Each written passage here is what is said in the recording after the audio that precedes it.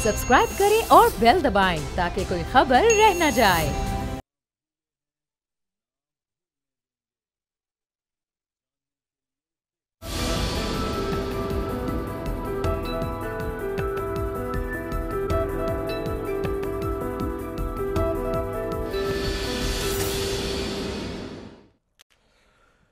अस्सलाम वालेकुम व्यूअर्स, आप देख रहे हैं तब्दीली और मैं हूं आपके साथ अमीर अब्बास।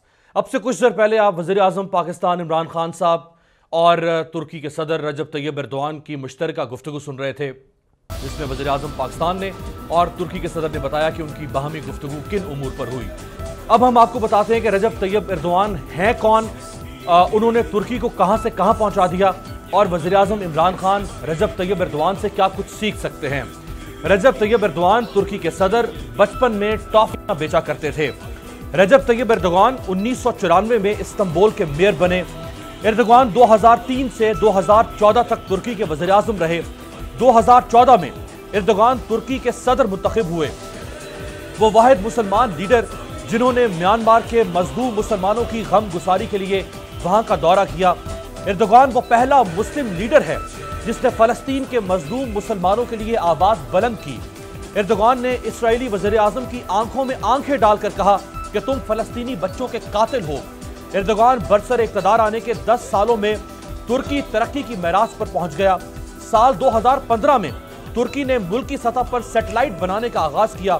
एर्दोआन ने सिर्फ 3 साल में तुर्की का पहला बहरी अस्पताल बनाया जो कभी बंद नहीं होता। ये समुद्र की सतह पर तैरता हुआ तुर्की का पहला मुकम्मल अस्पताल है जिसे फ्लोटिंग हॉस्पिटल कहते हैं। 2001 में रजब तैयब के इक़्तिदार संभालने से पहले तुर्क मईशत शदीद बहरान का शिकार थी। 2003 में रजब तैयब वज़ीर आज़म बने तो 2003 से 2012 के दरमियान गुर्बत की शरह 13% से कम होकर 4.5% रह गई। मुल्क में 63 लाख मुलाजमत के नए मौके पैदा किए गए। महंगाई की शरह 32% से कम करके सिर्फ 9% कर दी गई। बेरोजगारी की शरह 10% तक महदूद कर दी गई। जीडीपी के लिहाज से तुर्की की माशी तरक्की में 64% इजाफा हुआ। 2014 में तुर्की का जीडीपी 800 अरब डॉलर्स हो चुका था। तुर्की 2002 में आईएमएफ का 3.5 अरब डॉलर्स का मकरूज था, जबकि 2012 में ठीक 10 साल के बाद ये कर्ज कम होकर सिर्फ 900 मिलियन डॉलर्स रह गया और 2013 में तुर्की को आईएमएफ के कर्जे से मुकम्मल छुटकारा मिल गया क्योंकि एर्दोआन ने आईएमएफ से डील करने से इनकार कर दिया था। ब्लूमबर्ग के मुताबिक रजब तैयब एर्दोआन ने मुल्की कर्जे को जीडीपी के 78% से कम करके 40% कम किया। मजीद तुर्की 2014 में दुनिया की 18वीं और 2016 में दुनिया की 17वीं बड़ी मईशत बन गया। तुर्की यूरोप की 7वीं बड़ी मईशत बन गया। जब रजब तैयब वज़ीर आज़म बने तो तुर्की का तजारती हजम 36 अरब डॉलर्स था, जो 2015 में बढ़कर 351 अरब डॉलर्स तक पहुंच गया। 2002 में तुर्की की एक्सपोर्ट्स 36 अरब डॉलर्स थी, जो कि बढ़कर 2015 में 144 अरब डॉलर्स हो गई। ज़ेर मुबादला के ज़खायर 2002 में 26.5 अरब डॉलर्स थे, जो 2012 में 10 सालों में 26.5 अरब डॉलर से 96 अरब डॉलर्स और 2016 तक 111 अरब डॉलर्स हो गए।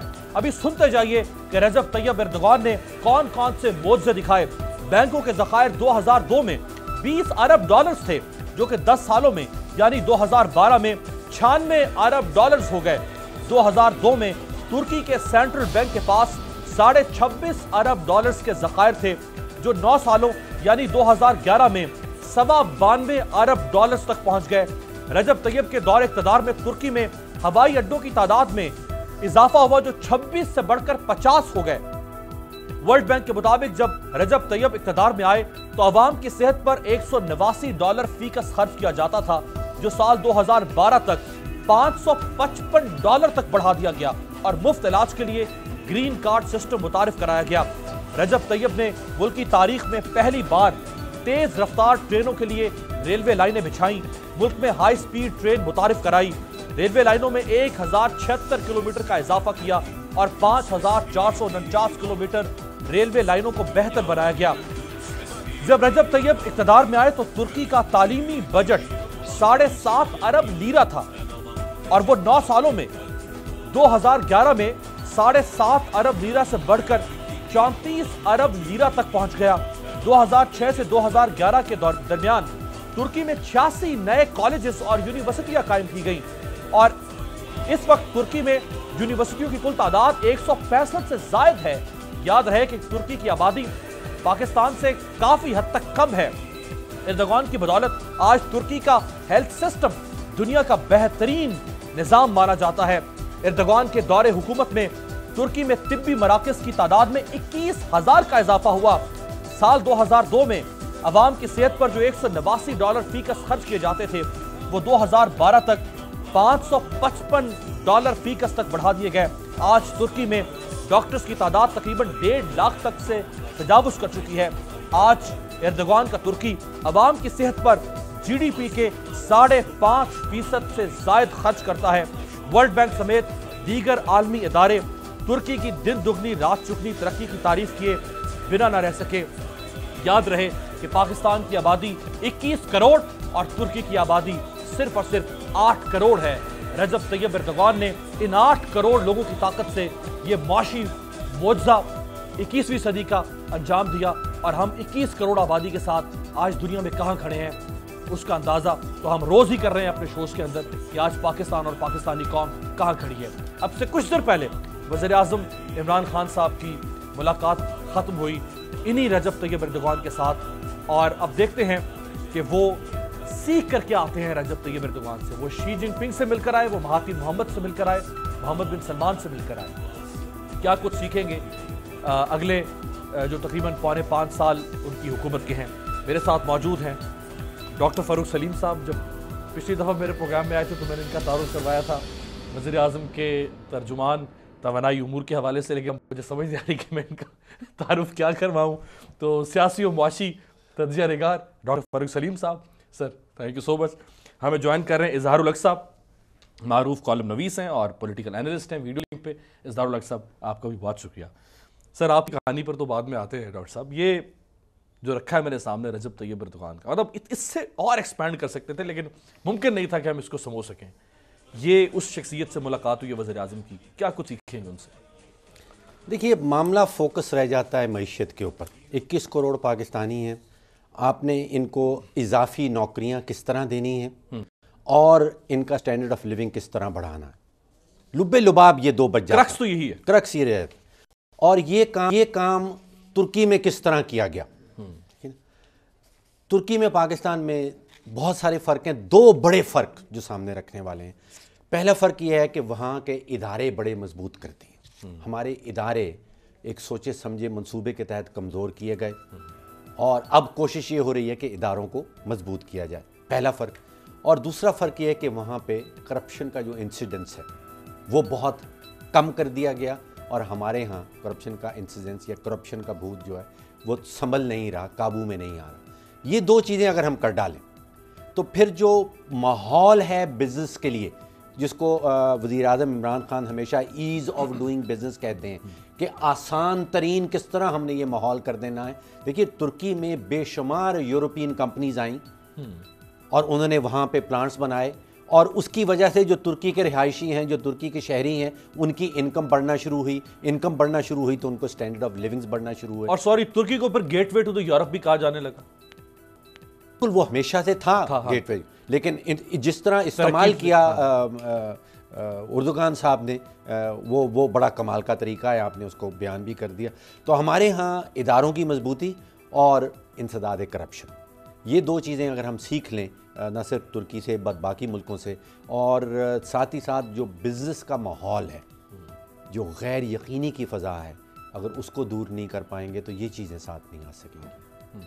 इस तरह के जो दौरे बहुत कम अरसा आप रहे हैं एक पावर कॉरिडोर में, लेकिन जितना अरसा भी रहे हैं इस तरह के जो दौरे हैं जो सरबरान मुमलिकत के, चाहे प्राइम मिनिस्टर वहाँ पे गए हैं या यूएई के वज़ीर-ए-आज़म पाकिस्तान आ रहे हैं 6 जनवरी को, तो इन दौरों में कितना बड़ा ब्रेक थ्रू हो सकता है किसी भी मुल्क के लिए इकोनॉमी को बेहतर करने के लिहाज से? देखिए एक बात पक्की है कि ये दोस्ती और दुश्मनी के जो जज्बात हैं ये इंसानी जज्बात हैं, ये मुल्कों के दरमियान में नहीं होते। मुल्कों के दरमियान में मुफादात होते हैं, नेशनल इंटरेस्ट, वो ना तो किसी के दुश्मन होते हैं, उसमें ना कोई दोस्ती का अमर आता। तुर्की के साथ अगर हम मुफादात हमारे कहीं मिलते हों तो हम तुर्की के साथ मिलके अपना ट्रेड बढ़ा सकेंगे, पाकिस्तान के अंदर तरक्की बढ़ा सकेंगे, या तुर्की की कोई कंपनियों को यहाँ पे अपॉर्चुनिटीज़ दिला सकेंगे कि वो यहाँ आएँ, यहाँ पे काम करें और उसके नतीजे में पाकिस्तानी शहरी वहाँ पे मुलाजमत इख्तियार करें और उनका स्टैंडर्ड ऑफ लिविंग बढ़े।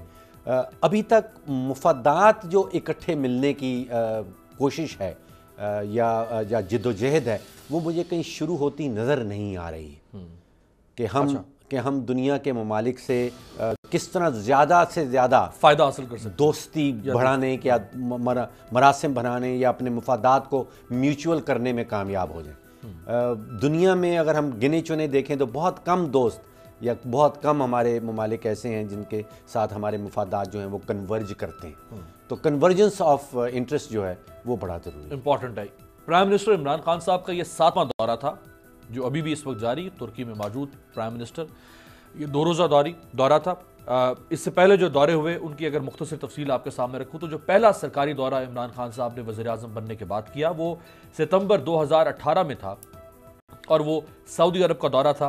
ओहदा संभालने के बाद पहला गैर मुल्की दौरा, सऊदी हुकाम से मुलाकात हुई, इस्लामी ताउन तंजीम के जो ओहदेदार हैं उनसे मुलाकात हुई, मोहम्मद बिन सलमान जो वली अहद हैं उनसे मुलाकात हुई। दूसरा दौरा इमरान खान साहब का मुत्तहिदा अरब अमारात का था। सऊदी अरब का दौरा मुकम्मल करते ही वापसी पर 20 सितंबर 2018 को, और उसमें UAE के वली अहद शेख मोहम्मद बिन जायद अल नयान से इमरान खान साहब की मुलाकात हुई। तीसरा दौरा इमरान खान साहब का दोबारा सऊदी अरब का दौरा था। ये मुल्क को मुआशी बुरहान से निकालने का जो मिशन खान साहब ने शुरू किया उसके सिलसिले में ये दौरा था। 22 अक्टूबर को इमरान खान साहब रवाना हुए। रियाज में बैनुल-अक़वामी सरमायाकारी कॉन्फ्रेंस में उन्होंने शिरकत की, शाही ख़ानदान के अफराद से उनकी मुलाकात हुई और इमरान खान साहब की बड़ी कामयाबी ये थी कि पाकिस्तान ने सऊदी अरब से $12 अरब के इमदादी पैकेज का वादा किया, जिसमें $3 अरब 1 साल में देने के लिए और बाकी जो मौखर अदायगियाँ हैं तकरीबन $9 अरब की तेल कीमत में, उस पर सऊदी अरब रजामंद हुआ। चौथा दौरा वज़ीर आज़म ने चीन का किया, बहुत अहम दौरा था। 2 नवंबर से 5 नवंबर तक 4 रोज़ा दौरा था जिसमें चीनी सदर से मुलाकात हुई, अपने चीनी हम मनसब से मुलाकात की, 15 मुआहदों और मुफाहमत की याददाश्तों पर दस्तखत हुए। इसके साथ साथ 5वां दौरा जो है वो अबू ज़ैबी का दौरा किया। प्राइम मिनिस्टर ने 18 नवंबर को ये जो है इसमें तजारत के फ़रोग़, दो तरफ़ा ताल्लुकात के फ़रोग़, इलाकाई और आलमी उमूर समेत दीगर मामलात पर गुफ्तगू हुई। ये भी इमरान खान साहब के इक़्तिसादी ताउन के हुसूल के लिए एक कोशिश थी। छठा दौरा इमरान खान साहब ने मलेशिया का किया जो कि 20 नवंबर को शुरू हुआ और इस दौरे में महातिर मोहम्मद साहब जो कि हम मनसब प्राइम मिनिस्टर के, उनसे उनकी मुलाकात हुई। इस दौरे में इमरान खान साहब को बताया गया कि मलेशिया ने तेज़ रफ्तार तरक्की कैसे की, मलेशिया का मॉडल क्या है, तामीरात, रोज़गार के मौके बढ़ाने पर ब्रीफिंग दी गई। और ये आज 7वां दौरा तुर्की का, ये भी बहुत अहम दौरा। अब इसके बाद गैर मुल्की सरबराहों के दौरे पाकिस्तान के लिए शुरू हो रहे हैं। इजहारुल हक साहब, सर आप कितने पुरुमीद हैं कि जो दौरे प्राइम मिनिस्टर कर रहे हैं या जो अब सरकारी दौरे दूसरे मुल्कों के सरबराहों के शुरू होने लगे हैं 6 जनवरी से पाकिस्तान में, ये आने वाले 3-4 महीनों में कितनी बड़ी पेशरफ्त हो सकती है मुआशी बुरहान से निकालने में पाकिस्तान को? शुक्रिया अमीर अब्बास साहब। इससे पहले कि मैं आपके उठाए गए सवाल की तरफ आऊँ, मैं सिर्फ़ एक वजाहत करना चाहता हूँ या वो समझिए कि कुछ इजाफ़ा करना चाहता हूँ। जो आपने तुर्की का प्रोफाइल दिया और अर्दवान साहब का प्रोफाइल दिया, तुर्की के प्रोफाइल में एक बात बड़ी इम्पॉर्टेंट है कि उसका फ्लोटेला का आपने जिक्र किया, वो तो ठीक है, लेकिन इसराइल के साथ उनके ताल्लुकात हैं और कई दर्जन मुआहदे उनके मुआशरती और इक़्तिसादी इसराइल के साथ हैं। दूसरा जो प्रोफाइल है अर्दवान साहब का, उसमें गोलन तहरीक का बड़ा इम्पॉर्टेंट वो है आस्पेक्ट है, क्योंकि कई हज़ार लाख लोगों को नौकरियों से निकाला गया और इस वक्त भी बेशुमार लोग पस दीवार ज़िंदा हैं। तो वहाँ सब अच्छा है कि रिपोर्ट जो है वो कोई इतनी डिज़ायरेबल नहीं है। अच्छा, अब मैं आपके सवाल की तरफ आता हूँ। मुझे गालिब का शेर याद आ रहा है कि चलता हूँ थोड़ी दूर हर एक राह रो के साथ, पहचानता नहीं हूँ अभी राहबर को मैं। पहले हमें बताया गया कि जो महातीर हैं वो हमारे लिए मशअल राह हैं, ये मलेशिया गए। इन द मीन टाइम ये जो सिंगापुर के ली कुआन यू हैं उनका भी जिक्र करते हैं, फिर अब तुर्की की तरफ जाते हैं। अमीर अब्बास साहब, मैं नहायत वज़ीर आज़म साहब के लिए एहतराम के जज्बात के साथ ये अर्ज़ करता हूँ कि हर मुल्क का अपना मिजाज है, हर मुल्क के अपने मसाइल हैं, उसकी अपनी अलग बुनियाद है, उसकी अपनी प्रॉपर्टीज़ हैं, उसकी अपनी फैकल्टीज़ हैं। तो हम किसी भी मुल्क को जिस तरह अभी डॉक्टर साहब ने कहा, फर्रुख साहब ने, कि जैसे तुर्की में ये करप्शन का नासूर जिस तरह हमारे यहाँ है वहाँ नहीं है, मलेशिया में तो है करप्शन का कुछ, लेकिन इनमें से किसी भी मुल्क में जरदारी साहब और नवाज शरीफ साहब जितना जाइगेंटिक और मैसिव करप्शन का जो आलमी नेटवर्क है वो नहीं है, भी कह सकते हैं जी। अच्छा, दूसरा ये है कि इदारों की भी उन्होंने बात की। मैं ब्यूरोक्रेसी की बात करूंगा। जिस तरह हमारे यहाँ पिछले 25-30 साल में ब्यूरोक्रेसी को जंग आलूद करके एक उज़्व मुअत्तल कर दिया गया, इस तरह न तुर्की में है हुजूर, न मलेशिया में है।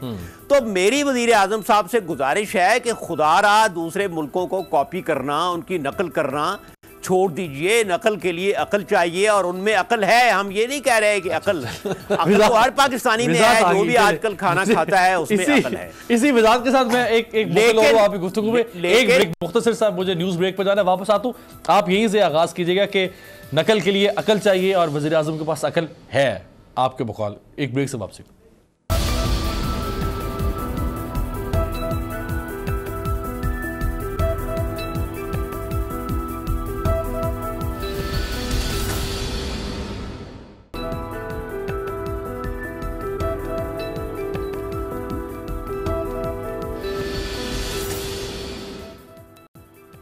ब्रेक के बाद खुश आमदेद। इज़हारुल हक साहब, आप फरमा रहे थे कि वज़ीर आज़म जो हैं उनको नकल नहीं करनी चाहिए दूसरे मुल्कों की, और अगर नकल करनी है तो उसके लिए अकल चाहिए, और बकौल आपकी अकल है वज़ीर आज़म साहब में। तो अगर अकल भी है तो फिर कमी कहाँ पे नज़र आ रही है जो इकोनॉमिक क्राइसिस बढ़ता जा रहा है? जी मैं अर्ज़ करता हूँ कि कमी कहाँ नज़र आ रही है। देखें, अब तक वज़ीर आज़म साहब के जो इक़दामात हैं उनके बारे में मैं दो सिफ़ात बयान करूँगा। एक तो वो हाफ हार्टेड हैं, इक़दामात करते हैं फिर उनको विदड्रॉ कर लेते हैं, और दूसरा ये है कि कंसिस्टेंसी नहीं है। मुझे ये लगता है कि वो जो कहते हैं ना, इरादे बांधता हूँ, सोचता हूँ, तोड़ देता हूँ, कहीं ऐसा ना हो जाए, कहीं वैसा ना हो जाए। तो एक जो इत्मीनान की फ़ज़ा होनी चाहिए वज़ीर आज़म साहब के इक़दामात पर, या यूँ कहना चाहिए कि वज़ीर आज़म साहब के नहीं, नई हुकूमत के इक़दामात पर वो इत्मीनान की फ़ज़ा उन हलकों में भी अभी तक नहीं पाई जाती जो तहरीक इंसाफ के हामी हैं, जिन्होंने वज़ीर आज़म साहब को सपोर्ट किया। हम भी, जैसे मैं भी उन्हीं में हूँ, हमने भी उनसे उम्मीदें बांधी, उन पर तनकीद भी की, लेकिन बहरहाल करप्शन के हवाले से उनकी हमने की मुसादत भी की, मदद भी की। मैं आपको एक दो मिसालें दूंगा। जैसे उनका दावा था पंजाब में ब्यूरोक्रेसी को डीपोलिटिसाइज करना, तो उसके बारे में बहुत बड़ा सेटबैक पहुंचा है। आज तक हुकूमत ने अपना इंदिया, अपना माफिज ज़मीर, अपना रिएक्शन, अपना मौक़िफ़ नहीं दिया कि नासिर दुर्रानी कहाँ गए। अगर वो केपी में इन 5 सालों में कामयाब रहे तो क्या वजह है कि वो अचानक पस मंज़र से हट गए या हटा दिए गए। उसके अलावा बुज़दार साहब की जो तैनाती है, अभी तक उन्होंने कोई स्पार्क नहीं दिखाया, वो मुतासिर नहीं कर सके, सिवाय वज़ीर आज़म साहब के जो उनकी तारीफ़ करते हैं, जो उनसे उम्मीदें बांधे हुए हैं। कौम का जो और पंजाब का जो इज्तिमाई एक शऊर है वो इससे मुतमईन नहीं हुआ, और यूँ लगता है कि इतने बड़े सूबे को जिस वज़ीर आला के हवाले किए गया है वो इसके अहल नहीं हैं। उनमें स्पार्क कोई नहीं है, कोई चिंगारी, कोई रोशनी नहीं दिखाई देती, कोई इनकलाबी इक़दामात नहीं दिखाई देते। और तीसरा मामला है कि वफाक में जो ब्यूरोक्रेसी वज़ीर आज़म साहब की मदद कर रही है उनके इर्द गिर्द है, उसने भी अभी तक ब्यूरोक्रेसी के ज़मन में कोई ऐसे इक़दामात, बुनियादी इक़दामात, ड्रास्टिक एक्शंस नहीं दिखाए जिनसे उम्मीद की झलक नज़र आए। फिर अभी ये जो रज़ाक साहब का मामला हुआ है महमद के सिलसिले में, जो ये कॉन्ट्रैक्ट है, ये एक बहुत बड़ा सवालिया निशान है। सवाल ये है कि ये बीमारियां जिनको ख़त्म करने के लिए वज़ीर आज़म साहब आए, लोगों ने इनके साथ उम्मीदें बांधी, नई नस्ल ने इनको सपोर्ट किया, ताने सुने कि जी ये बर्गर हैं और ये मम्मी डैडी वाले हैं, ये नौजवान अब कहाँ जाएं? अगर मेरिट का ये हाल है, अगर नौकरियां जो हैं वो सिफारिश पर आएंगी तो फिर ये क्या हाल होगा? मैं समझता हूं कि वज़ीर आज़म साहब को अपना होमवर्क नए सिरे से करना चाहिए। सारी जो उनका बिल्कुल ठीक है सर, होमवर्क नए सिरे से करें, ये ना हो कि वो पर हनीमून पीरियड फिर से शुरू हो जाए 100 दिनों का, ये उधर वक्त हो जाए। मैं जरा फारूक सलीम साहब से एक सवाल करना चाहूँगा सर। 2 अरब डॉलर जो सऊदी अरब से मिले वो हम खा गए हैं, आपको पता है कि हम खा गए हैं। वो इस तरह से कि 1 माह पहले हमारे जो ज़र मुबादला के ज़खायर थे वो 13 अरब 75 करोड़ डॉलर थे, आज वो 13 अरब 85 करोड़ डॉलर है। तो वो जो आए 2 अरब डॉलर वो कहाँ गए हैं? क्यों? क्योंकि हमारे ज़र मुबादला के ज़खायर कम हुए और बढ़ने चाहिए थे ना 2 अरब डॉलर आने से, वो तो वही की वही सूरत हाल रहेगी। देखिए, हम महाना नुकसान जो कर रहे हैं वो तकरीबन 1.8 अरब डॉलर का है। 1.8 अरब डॉलर। तो जो आप बताते हैं कि $1 बिलियन दोस्त मुल्क से आया, वो 16 दिन में ख़त्म हो जाता है। तो नवंबर में हमें $1 बिलियन आया सऊदी अरेबिया से और वो 16 दिन में ख़त्म हो गया। फिर एक इजाफी $1 बिलियन आया दिसंबर में, वो मज़ीद नेक्स्ट 16 दिन में ख़त्म हो गया। तो ये जो मैं पहले बात कर रहा था, जो शायद पीटीआई वालों को पसंद नहीं आई, वो ये थी कि हम बीमारी को ट्रीट नहीं कर रहे हैं, बीमारी का इलाज नहीं ढूंढ रहे हैं, हम बीमारी की अलामात को दबाने की कोशिश कर रहे हैं। देखिए, ये जो आपने अभी कहा कि मुआशी बहरान से निकालने में क्या हम कामयाब हो जाएंगे, जो दौरे हो रहे हैं, इन दौरों का और पाकिस्तानी मईशत को बहरान से निकालने का आपस में कतन कोई ताल्लुक़ नहीं है। कोई दुनिया का मुल्क हमें मुआशी बहरान से निकालना नहीं चाहता। इन्वेस्टमेंट अगर आए बाहर से, इन वो अपने मुफाद में इन्वेस्टमेंट लेके आएंगे, हमारे मुफाद में कोई लेके नहीं आ रहा, और वो फौरन तो आ भी नहीं जाएगी सारी इन्वेस्टमेंट। मुआशी बहरान से निकलना है तो हमने खुद निकलना है, हमें कोई और नहीं निकालेगा। दूसरा, ये मफरूज़ा ये दोस्त ममालिक का है कि $1 बिलियन सऊदी अरेबिया से आ रहा है। देखिए, जो बीमारी है वो बीमारी ये है कि हमारी एक्सपोर्ट्स 23 बिलियन से बढ़ नहीं रही और एक्सपोर्ट्स 61 अरब तक पहुंच चुकी हैं। 38 अरब डॉलर का जो खसारा है उसकी वजह से जो आप जिक्र कर रहे हैं कि हमारा फॉरेन एक्सचेंज रिजर्व, ज़र मुबादला के ज़खायर मुस्तकिल गिरते जाते हैं। बीमारी की अलामात को दबाने के लिए तो आप दोस्त ममालिक के पास जा सकते हैं, किसी से 1 अरब कर्जा ले सकते हैं, दूसरे मुल्क से 1 और अरब कर्जा ले सकते हैं, लेकिन बीमारी का इलाज नहीं हो रहा। सर, इस रवां माली साल में अगर मैं गलत नहीं हूं तो हमने शायद 12 अरब डॉलर्स की अदायगियां करनी है, तो वो कैसे होंगी फिर? इस अगले 12 महीनों में जो हमारा करंट अकाउंट डेफिसिट कहलाता है वो कम से कम 14 अरब का है, और जो कर्जा जात की अदायगियाँ करनी है वो कम से कम 8 अरब डॉलर की हैं। तो हम 22 अरब डॉलर हमें अगले 12 महीनों में चाहिए होंगे। और ये जब तक हम अपने निज़ाम में इस्लाहात नहीं लाएंगे, हमें कोई देता नहीं रहेगा कि हम कहीं से भीख मांगते रहें। किसी ने 1 बिलियन दे दिया, किसी ने 2 बिलियन। ये दोस्त ममालिक वाला मफरूज़ा कामयाब नहीं हो। इकोनॉमिक एडवाइजरी काउंसिल है वज़ीर आज़म के पास, असद उमर, जिनके इतने क्रेडेंशियल्स बताए जाते रहे हैं पिछले 5 सालों के अंदर कि ये बहुत कुछ सुपर ह्यूमन बीइंग है इकोनॉमी के अंदर। अब्दुल रज़ाक दाऊद साहब एक बहुत कामयाब बिजनेसमैन है, वो कॉमर्स के एडवाइज़र हैं प्राइम मिनिस्टर साहब के। इतने लोग तो हैं, फिर ये 4 महीनों में ये इतनी सी बात नहीं समझ पा रहे, या ऐसा बुरा डेडलॉक है कि वो निकल नहीं सकते? देखिए, मैंने लास्ट वीक एक आर्टिकल लिखा था, उसका टाइटल था ब्लीडिंग इकोनॉमी, यानी कि इकोनॉमी का जो एक खून बह रहा है, जो उसमें 2 या 3 बड़े एरियाज़ हैं। एक तो हुकूमती ठेके हैं, जो वफाकी हुकूमत और सूबाई हुकूमतें ठेके देते हैं, उनमें बिल्ट इन करप्शन है कि ठेकेदार ने 30% कमीशन लेनी है, और असिस्टेंट इंजीनियर है उसने 2% लेनी है, और एग्जीक्यूटिव इंजीनियर ने 3% लेनी है। वो लीकेजेस कह लें, करप्शन कह लें, चोरी कह लें, वो दूर नहीं हो रही। अभी आपने देखा कि जो गर्दिशी कर्जाजात के हवाले से जो ब्रीफिंग दी गई है पावर डिवीज़न ने सेनेट कमेटी को, वो कहते हैं कि अगस्त के महीने में 1.1 खरब रुपए के कर्जाजात थे गर्दिशी कर्जाजात के हवाले से, और अगस्त और जनवरी के दरमियान में वो 1.1 से 1.4 खरब पे पहुंच गए, यानी कि तकरीबन 1.8 बिलियन, 1 अरब और 90 करोड़ रुपया रोज़ाना का गौर कीजिए, रोजाना का नुकसान हो रहा है। ये लीकेजेस PMLN की हुकूमत के दौरान चल रही थी और ये लीकेजेस आज भी जारी हैं। इन लीकेजेस को जब तक रोका नहीं जाएगा तो मईशत की सिमत मुड़ने वाली नहीं है। राइट। NRO बदनामे ज़माना केस, बदनामे ज़माना कानून, जिसको खुद काला कानून कहा था उस वक्त की अदालत ने, इसको सिरे से ख़त्म कर दिया था। Null and void ab initio, यानी ये अपने आगाज़ से ही इसको सुप्रीम कोर्ट ने ख़त्म किया था। और सुप्रीम कोर्ट ने कहा था कि ये केसेस असर नौ बहाल किए जाएँ जहाँ से ये बंद किए गए थे, लेकिन इसके ऊपर कोई काम नहीं हुआ चूँकि मुकबुका की हुकूमत थी। और अभी इस केस को आज सुप्रीम कोर्ट ने निपटा दिया, यानी एक तरह से बंद कर दिया है। और असगर खान केस एक और बदनाम ज़माना केस, जिस पर ख़ुद FIA ने सुप्रीम कोर्ट से कहा कि इस केस को बंद कर देना चाहिए। ख़ुद इमरान खान साहब जो आज FIA जिनके मातहत है, क्योंकि वज़ीर दाखिला इमरान खान है, ख़ुद इमरान खान असगर खान केस के मुतालिक क्या कुछ कहा करते थे, कितने क्लियर थाट्स थे इमरान खान साहब के। आज उनके मातहत FIA इस केस को ज़िंदा रखने और इस केस के को इसकी इंतहा तक पहुँचाने के बजाय कितने आराम से कह रही है कि इस केस को बंद कर दिया जाए। ज़रा सुनवाए खान साहब क्या कहते थे।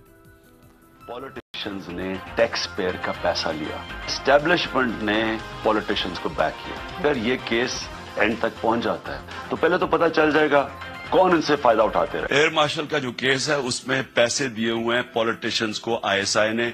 जनरल दुरानी की पूरी एफिडेविट है उसके अंदर। अब ISI जब वहां जाएगी और बताएंगे तो उनको ये भी बताना पड़ेगा और किसको पैसे दिए हैं। असगर खान केस के अंदर ISI के DG ISI ने कहा है, जनरल दुरानी ने, कि मैंने नवाज शरीफ को और नून लीग के लोगों को पैसा दिया है बेनजीर को हराने के लिए। मैं तो सोच रहा हूं मैं खुद भी वहां अपना इनका हिस्सा बन जाऊं, पिटिशनर बनूं और पूछूं उनसे कि जी बताएं और कितने पैसे दिए। असगर खान जैसे आदमी का केस नहीं लगता, आखिर में केस लगता है, उसमें फैसला होता है कि FIA इन्वेस्टिगेट करेगी। वो किधर गई है FIA इन्वेस्टिगेट करने के लिए? क्यों नहीं इन्वेस्टिगेट कर रही? बड़ा सीरियस का इनके ऊपर तो मुल्क का ISI का DG कहता है कि उन्होंने पैसे लिए हैं इलेक्शन में ISI से। क्यों नहीं इन्वेस्टिगेट हो रहा? हम इंशाल्लाह पढ़ेंगे पीछे, हम FIA को हम अदालत में जाना पड़े फिर से जाएंगे कि क्यों नहीं FIA इन्वेस्टिगेट कर रही इस चीज। राइट जी, इजहार लग साहब, इससे ज्यादा बरमला, इससे ज्यादा गैर मुबहम किस्म का कोई बयान हो सकता है किसी भी शख्स का? हम अदालत में जाएंगे, हम FIA अगर हमारे मातहत होगा तो हम FIA से, आज आप FIA आपके मातहत है, आज वो FIA कह रहा है कि इस केस को बंद कर दें। लेकिन अमीर अब्बास साहब, आपने इमरान खान साहब का जो बयान अभी सुनवाया है उसका तज्जिया नहीं किया। उसमें पैसे, असगर खान केस में पैसे लेने वालों का उन्होंने जिक्र किया है, पैसे देने वालों का जिक्र उन्होंने उस वक्त भी नहीं किया था जब वो अपोजिशन में थे। आपने भी पढ़ा होगा मेरी तरह बचपन में जॉर्ज ऑरवेल का नावल मशहूर एनिमल फार्म। उस एनिमल फार्म का एक बड़ा मारिका आरा और शोरा आफाक फिक्रा है कि all are equal but some are more equal.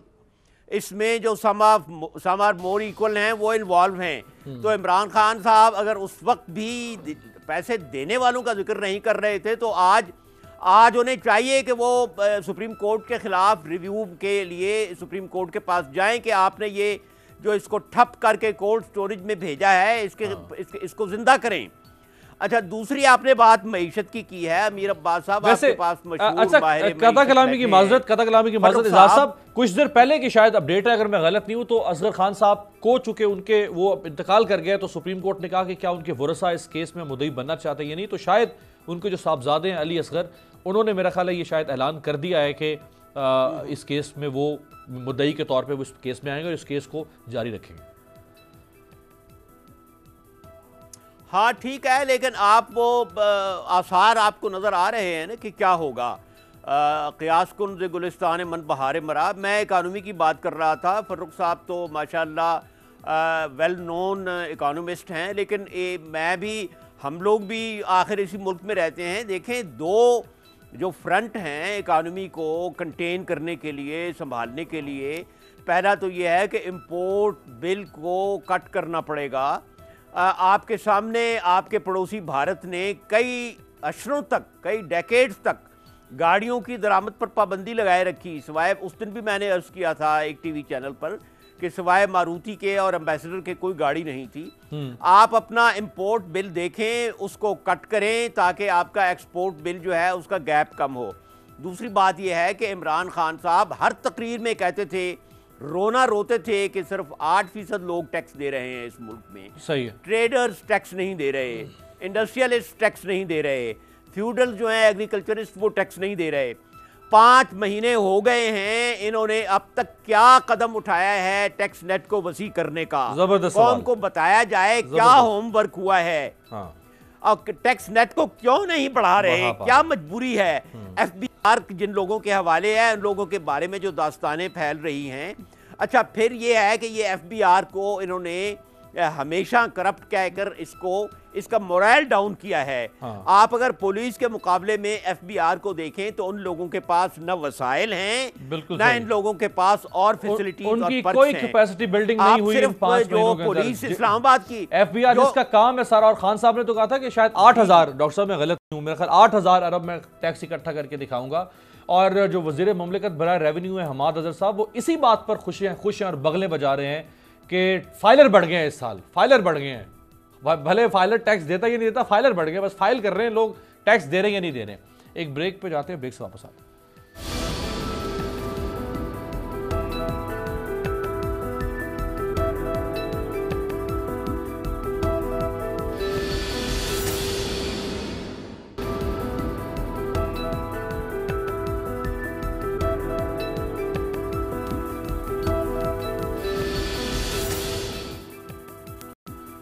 Break के बाद कुछ शाम पे डॉक्टर साहब, सर क्या हुआ है? 24 दिसंबर तक तो आप हिस्सा रहे, हुकूमत के साथ रहे, तकरीबन 3 माह अगर मैं गलत नहीं हूँ।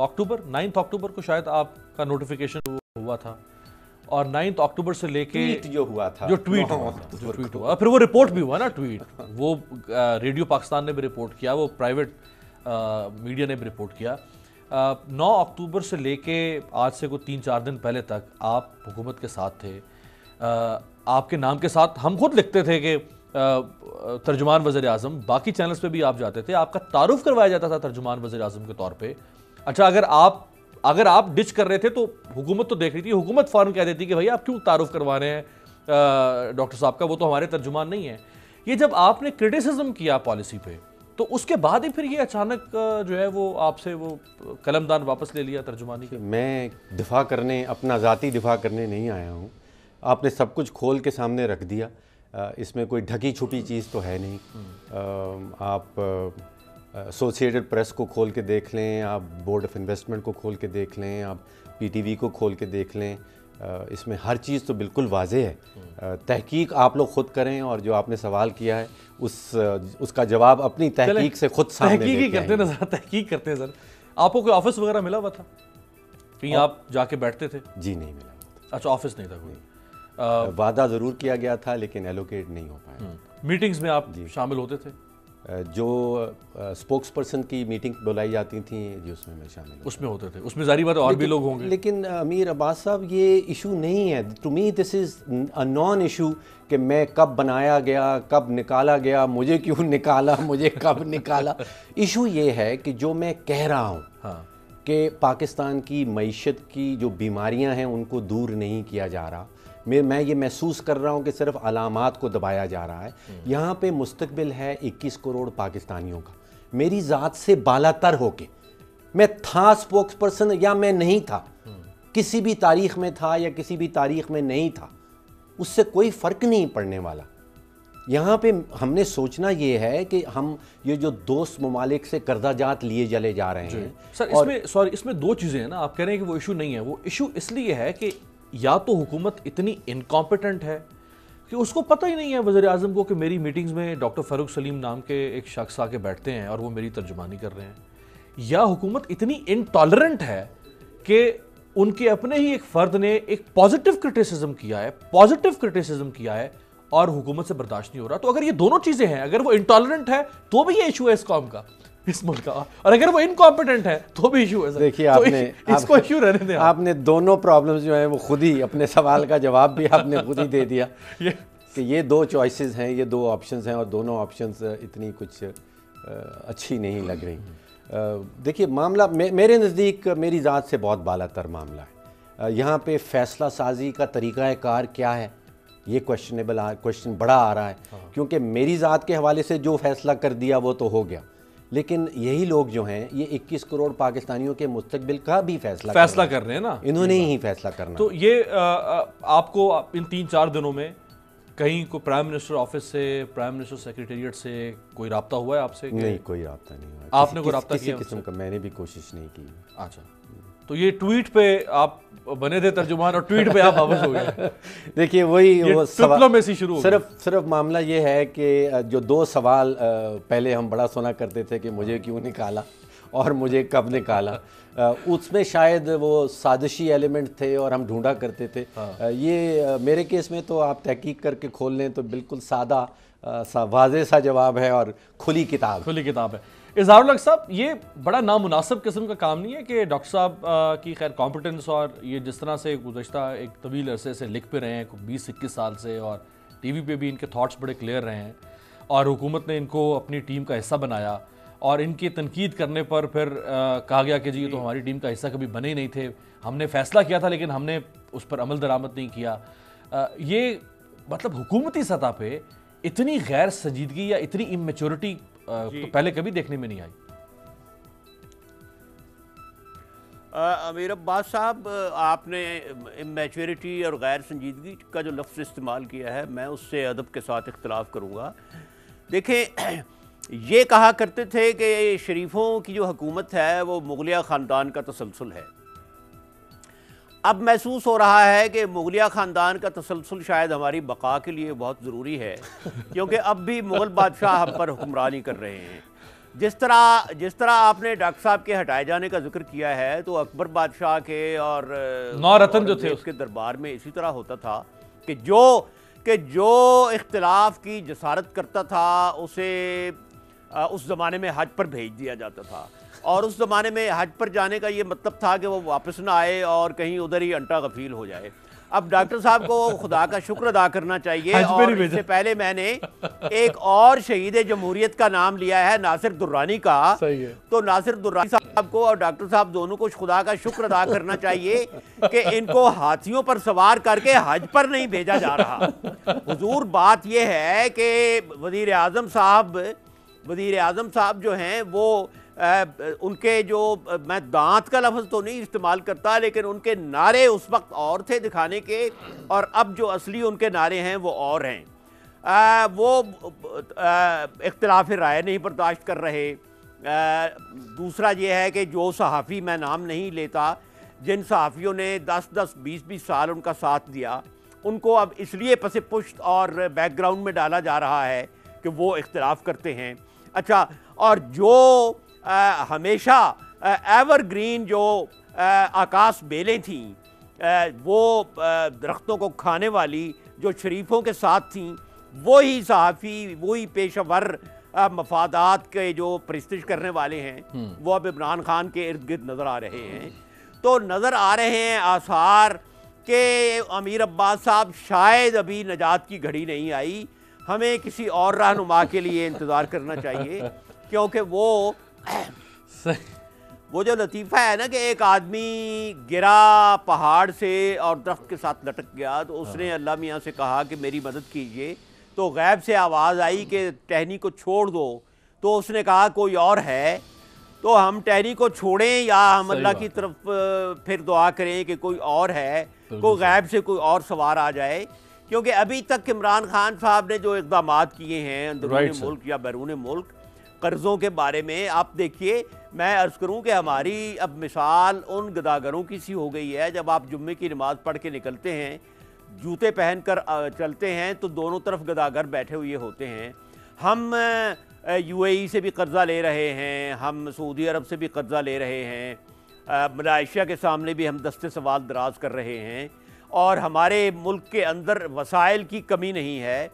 सिर्फ 3-4 लोगों को अगर आप पकड़ लें, जरदारी, और इनको छोड़ भी दें, तो बाकी जो फ्यूडल बड़े बड़े इंडस्ट्रियलिस्ट बैठे हैं, खरबपत्ती हैं, जिनके पास जहाज़ हैं, जिनकी जायदादें सिर्फ जरदारी और सिर्फ नवाज शरीफ की तो जायदाद नहीं है। लंदन में आप देखें कि वो जो इलाका है उमरा का, उसमें पाकिस्तानियों के कतार अंदर कतार महल्लात हैं और अपार्टमेंट्स बिल्कुल हैं, बिल्कुल उनको ऐसे। क्यों नहीं कई पकड़ा जा कई रहा? साहिबाने जायदाद हैं, बिल्कुल सही फरमा और रहे जो हैं। टैक्स नहीं, यही बात है कि अक्रॉस द बोर्ड, यही बात ऑपोजिशन कर रही है अक्रॉस द टैक्स- बोर्ड, जिस पे असगर खान केस पे जो आपने फरमाया कि जिन्होंने जी। पैसे लिए उनकी तो बात हो रही है, जिन्होंने पैसे दिए उनकी बात नहीं हो रही। जिन्होंने पैसे दिए उनमें भी बहुत सारे लोग हैं, उन पर भी हाथ पड़ना चाहिए। कल हमने एक खबर आपसे शेयर की थी जो बहुत ज़्यादा सोशल मीडिया पर भी वायरल थी कि मोहतरमा बेनज़ीर साहबा का जो एक मुजस्समा HM खोजा कॉम्प्लेक्स में नवाब शाह में नस्ब था, उसको वहाँ से उखाड़ कर नाकारा होने पर कचरे पर फेंक दिया गया था। और इंतज़ामिया ने को देखना चाहिए था कि ये इस तरह से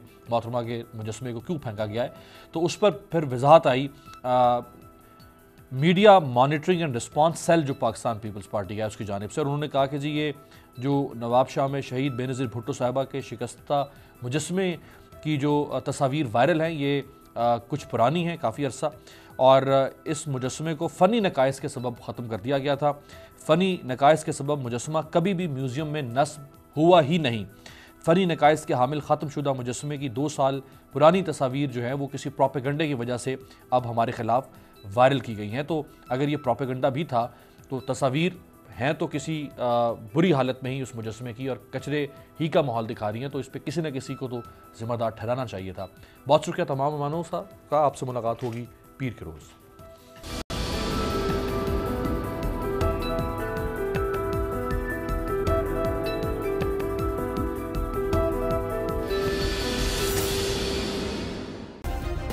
सब्सक्राइब करें और बेल दबाएं ताकि कोई खबर रह न जाए।